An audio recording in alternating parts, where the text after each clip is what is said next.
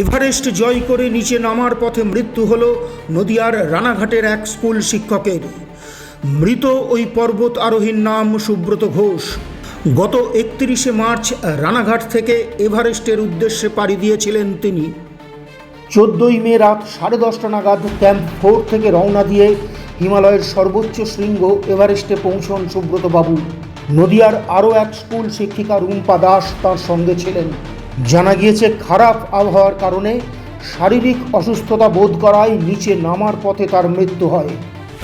যে সংস্থার সাথে তিনি গিয়েছিলেন সেই সংস্থার পক্ষ থেকেই শুক্রবার সুব্রতবাবুর মৃত্যুর খবর জানানো হয়। রানাঘাটে তার বাড়িতে মৃত্যু সংবাদ পৌঁছতেই তার বাড়ি, প্রতিবেশী এবং গোটা এলাকা জুড়ে শোকের ছায়া নেমে আসে। জানা গিয়েছে, এভারেস্ট তার কাছে নতুন ছিল না। এর আগেও বহু পর্বত শৃঙ্গে তিনি পৌঁছেছিলেন। সূত্রের খবর, 4 নম্বর বেস ক্যাম্পে পৌঁছতেই শারীরিক সমস্যা দেখা দেয় সুব্রতবাবুর। যে শেরপা তাকে নিয়ে রওনা দিয়েছিলেন তিনি ফিরে এসে জানিয়েছেন সুব্রত ঘোষ আর জীবিত নেই। সুব্রত ঘোষের বাড়ি রানাঘাটের খিড়কি বাগান লেনে। ছোটবেলা থেকেই পাহাড়ের প্রতি তার অমোঘ টান। করোনার সময়ও একবার রওনা দিয়েছিলেন তিনি, কিন্তু আর যেতে পারেননি। আর এবারে পৌঁছেও শেষ রক্ষা হলো না। তাঁরই সহযোগী রুম্পা দাস 4 নম্বর বেস ক্যাম্প পর্যন্ত ভালোভাবে পৌঁছেছেন বলে সূত্রের খবর। যদিও অন্য একটি সূত্রের খবর, তিনিও কিছুটা অসুস্থ হয়ে পড়েছেন। খবর পেয়ে রানাঘাটের বিধায়ক পার্থসারথী চট্টোপাধ্যায় সুব্রতবাবুর বাড়িতে যান এবং পরিবারের লোকজনদের সঙ্গে কথা বলেন। পরে সাংবাদিকদের সামনে পার্থবাবু বলেন, এ ব্যাপারে তিনি আরও খোঁজখবর নিচ্ছেন এবং পরবর্তী প্রয়োজনীয় পদক্ষেপ গ্রহণ করছেন।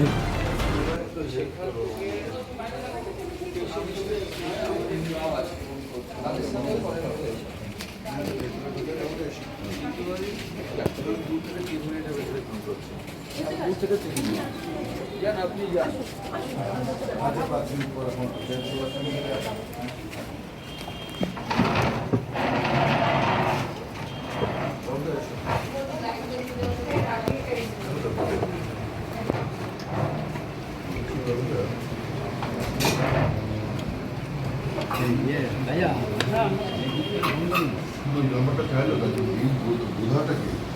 বোঝাটা হচ্ছে এখানকার শেষবা বোঝারাজ ভান্ডারী। হ্যাঁ, এ হচ্ছে মালিক, এই এজেন্ট। সনি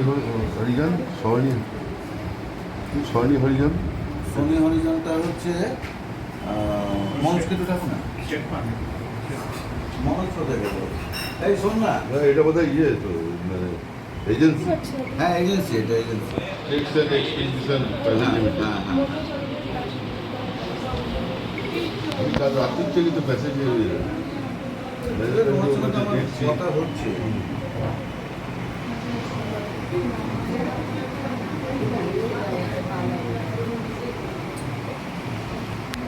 সেন্ট্রাল গভর্নমেন্ট তো জিনিসটা খুব ভালো লাগে।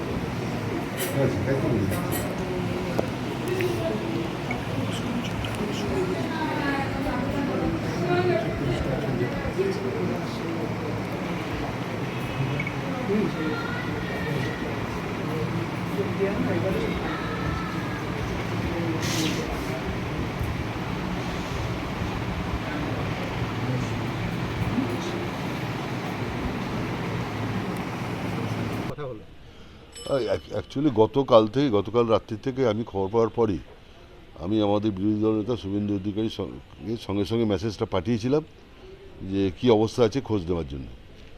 সকালবেলা শুভেন্দু আমাকে জানিয়েছিল যে আমি অলরেডি করেছি, ও এক্সপায়ার করেছে, রেস্কিউ যাতে হয় তাড়াতাড়ি সে ব্যবস্থা করছি। খুব স্বাভাবিক কারণেই ফ্যামিলির কাছে এসে একটু সমবেদনা জানানো ছাড়া তো কিছু বিষয় নেই। তো এখান থেকে উনি শুভেন্দু অধিকারী আমার কাছে চেয়েছিল ওই এজেন্সির নাম্বারটা, সে কন্ট্যাক্ট নাম্বার, এজেন্সির নামটা দিয়ে আমি পাঠিয়ে দিয়েছি হোয়াটসঅ্যাপে। এদের বাড়ির থেকে শুভেন্দুর সঙ্গে আমার কথা হলো, শুভেন্দু অধিকারীর সঙ্গে আমার কথা হলো। বললো হ্যাঁ আমি অলরেডি আমাদের ইন্ডিয়ান ইয়েকে জানিয়ে দিয়েছি, তার মাধ্যমে যত তাড়াতাড়ি সম্ভব সেটাকে রেস্কিউ করার চেষ্টা হচ্ছে। পরিবারের লোক কি বলছে?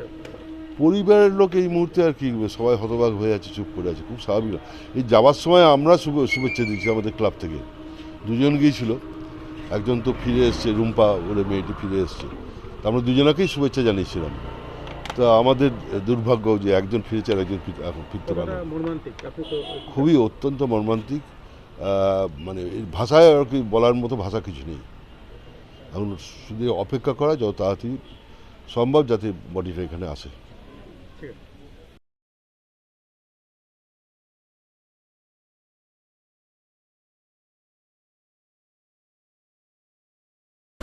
আনসার আলীর রিপোর্ট, প্রতিচ্ছবি সংবাদ।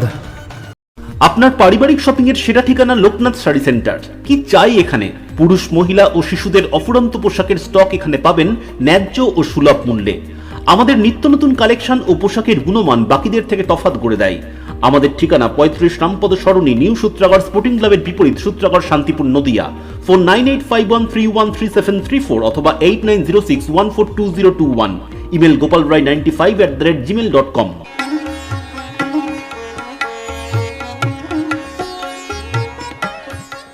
বাংলার তাঁতের শাড়ি মানেই জাতীয় পুরস্কারপ্রাপ্ত তাঁত শিল্পী বীরেন কুমার বসাক।